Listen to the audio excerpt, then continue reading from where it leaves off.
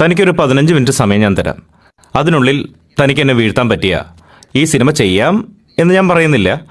നമുക്ക് ആലോചിക്കാം. ഓക്കെ. ആലോചിക്കാം എന്ന് പറഞ്ഞ എൻ്റെ മനസ്സിനെ കൊണ്ട് ഈ പടം ചെയ്യണം എന്ന് തോന്നിപ്പിക്കുന്ന രീതിയിൽ തനിക്ക് എന്നെ കൺവിൻസ് ചെയ്യാൻ പറ്റിയാൽ താൻ വിജയിച്ചു. കഥ നടക്കുന്നത് കൊച്ചിയിലാണ്. അവിടെ ഒരു ചെറുപ്പക്കാരൻ ജീവിച്ചിരുന്നു. അയാൾക്ക് മരിക്കുന്നതിന് മുൻപ് ഒരു കോടീശ്വരനായി മരിക്കണമെന്നായിരുന്നു ആഗ്രഹം. അയാൾ എപ്പോഴും പറയുമായിരുന്നു അയാളുടെ 50ാമത്തെ വയസ്സിൽ കൊച്ചിയിലെ എല്ലാ ക്യാഷ് ഇടപാടുകളും അയാളുടെ കയ്യിലൂടെ ആയിരിക്കണം നടക്കുന്നതെന്ന്. അതെന്തിനാ? അതിന് അയാൾ പറയുന്ന ന്യായം അയാളുടെ കൈകളിൽ കുറച്ച് വെള്ളം ഒഴുക്കിവിട്ടാൽ ആ വെള്ളം ഒഴുകിപ്പോയാലും അതിന്റെ നനവ് അയാളുടെ കയ്യിൽ ഉണ്ടാകുമെന്നാണ്. ആ നനവ് മാത്രം മതി അയാൾക്ക് അയാളുടെ ലക്ഷ്യത്തിലെത്താനെന്ന്. അതിനായി അയാൾ കഠിനമായി പരിശ്രമിച്ചു.